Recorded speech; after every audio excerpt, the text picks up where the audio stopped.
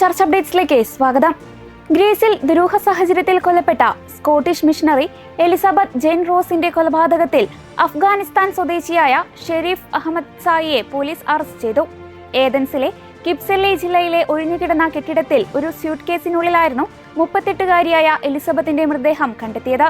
അഭയാർത്ഥികളെ സഹായിക്കുന്നതിനായി June മാസം അവസാനമാണ് Elizabeth ഗ്രീസിലെത്തിയത്. ഈ ക്രൂരകൃത്യവുമായി ബന്ധപ്പെട്ട് ബോക്സറായ 26 വയസ്സുള്ള ഷെരീഫ് അഹമ്മദ് സായിയെ ഗ്രീക്ക് പോലീസ് അറസ്റ്റ് ചെയ്തു.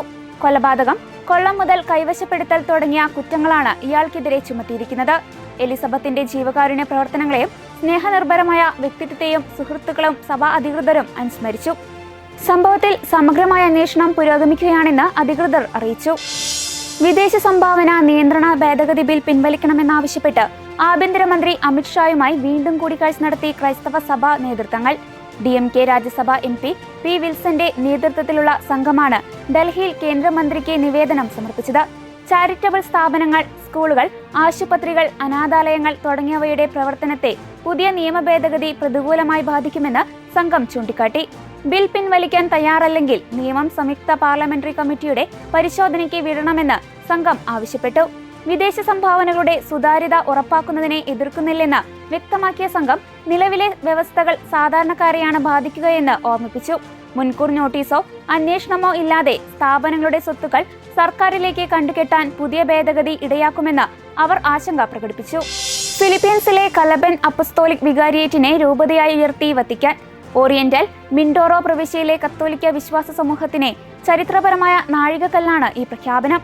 അതോടൊപ്പം ബിഷപ്പ് മോയിസ് M. ക്യൂവസിനെ പുതിയ കലബൻ രൂപതയുടെ പ്രഥമ ബിഷപ്പായി മാർപ്പാപ്പ നിയമിച്ചു. ദശാബ്ദങ്ങൾ നീണ്ട മിഷണറി പ്രവർത്തനങ്ങളുടെയും ആത്മീയ വളർച്ചയുടെയും ഫലമായാണ് സഭ ഈ നിർണായക തീരുമാനമെടുത്തത്.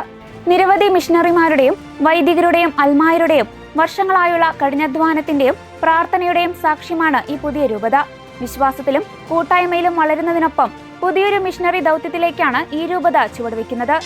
വിശുദ്ധ ഫ്രാൻസിസ് അസീസിയുടെ ലോകപ്രശസ്തമായ സൂര്യകീർത്തനം എന്ന പ്രാർത്ഥനാ ഗീതത്തിന്റെ പുതിയ മലയാള പരിഭാഷ പ്രകാശനം ചെയ്ത് ലിയോ 14 പാപ്പ.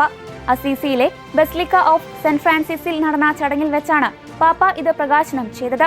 8 നൂറ്റാണ്ടുകൾക്ക് മുൻപ് രചിക്കപ്പെട്ട ഈ ആത്മീയ കൃതി അസീസി ബസിലിക്കയിൽ സേവനം ചെയ്യുന്ന മലയാളി ഫ്രാൻസിസ്കൻ വൈദികനായ ഫാദർ ഫിലിപ്പ് കരോട്ടപ്പുറം OFM ആണ് ഇറ്റാലിയൻ ഭാഷയിൽ നിന്നും മലയാളത്തിലേക്ക് മൊഴിമാറ്റം നടത്തിയത്. മൂലകൃതിയുടെ കവിതാത്മക സൗന്ദര്യവും ആത്മീയ ചൈതന്യവും ചോർന്നു പോകാതെയാണ് ഈ പരിഭാഷ തയ്യാറാക്കിയിരിക്കുന്നത്.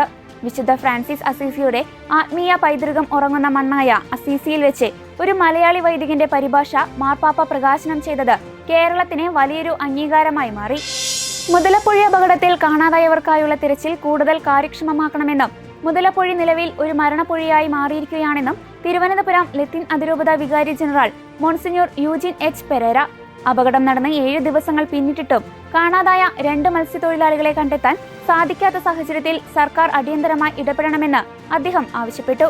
കടലിലെ തിരച്ചിലിനായി സാധാരണ ഹെലികോപ്റ്ററുകൾക്ക് പകരം ഡോണിയർ വിമാനങ്ങൾ പോലുള്ള ആധുനിക സംവിധാനങ്ങൾ ഉപയോഗിക്കണമെന്ന് അദ്ദേഹം ചൂണ്ടിക്കാട്ടി.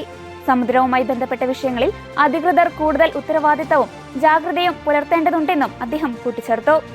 ഇതോടെ ചർച്ച അപ്ഡേറ്റ്സ് പൂർണ്ണമാകുന്നു. നന്ദി.